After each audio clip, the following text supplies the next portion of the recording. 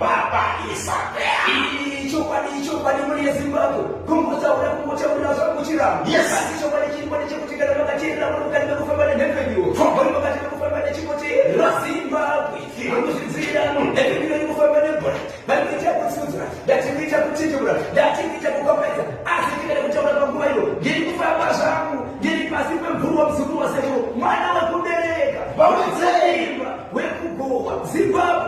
Ngiri kuona mundu hakutona bado muzukuru wa sepu ekajini muzukuru wa sepu nikuona mudume akasimba kana nishita kasimbo ame mundu Baba Isabel baba pati ndira kuzani kana muchigokomeza na tangu baba muchitaura nezvangu izobali muchireketeka na tangu familia ya Zimbabwe pesa kana tiri kubulawayo musanyenyeredze lekani kuswenderera ngoma iba nongoye bauze kuti murikuona monya Repa bota posti alo saidi moja repa gogwe keta muno chupa kutishi rigidi fu ayaya hapana jitindo kalola jitindo hapana jitindo Joshua hapana jitindo kalola jitindo hapana jitindo Joshua hapana jitindo kalola jitindo hapana jitindo Joshua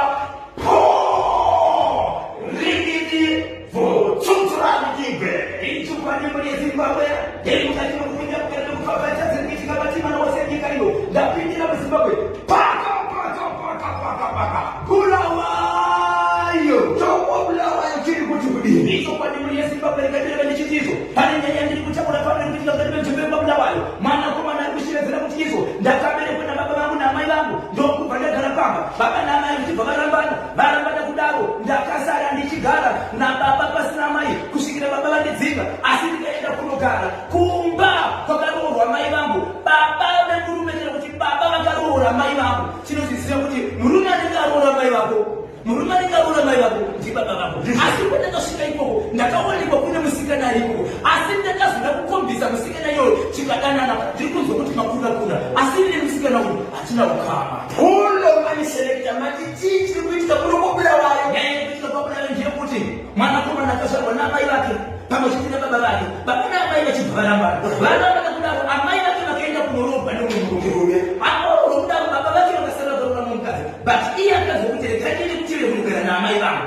but vakaenda kunogara namai vake kureva kuti ndokakwana stepfather but stepfather ivavo vane vakambororo zvakare vakaita mukadzi nevamwe vanhu kureva kuti baba apa mukadzi akauya nemwana wake murume ane vana vake vana ava vachibvasangana vachibvadana mukomana uyu akura sei 17 years yes achibvamukwenda shoko mwana wa stepfather right kutanga kufambidzana iye musikana wacho akura sei musikana zvakana ne 17 years saka nyaya iri kunetsa vana ava vasi vadiki vana ava vadiki pachavo but nyaya chimumhanya nayo vasatosvika panyaya kuti zvivana vadiki vari kuti zvinoite here kuti mwana womukadzi nemwana womurume vadanane kusvika pakuita imba asi pakuti vari kuzoneva kuri kuti hazviiti mutori sisina bhuti mukomana ndiye kuramba akatsika madzima chete ndiri kurambidzwa musikana wandiri kuda iye hama yangu here nekuti baba vake handida kukamana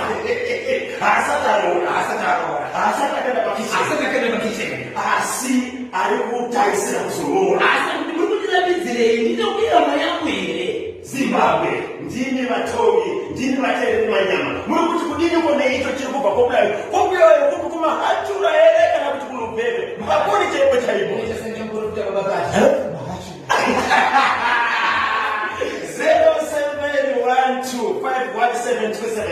0712517273 dipateni pamwepo right vokandaika text message right makuna here kuti inini ndaroora kamudzimai tanetsana nokugara ndibva se ndibva ndarambana ndiri mwana wangu mukomana ndibva ndazoroora kamumwe mudzimai aneteka so mudzimai iye right anenge ane mwana wangu mukomana inini osvika odaka kukanda shoko kumwana womudzimai unenge ndakamura wekamangutira makuna munoti kudini nenyaya iyo pane chimwe chiri kupisa here sotapinda kamuchitoro babesa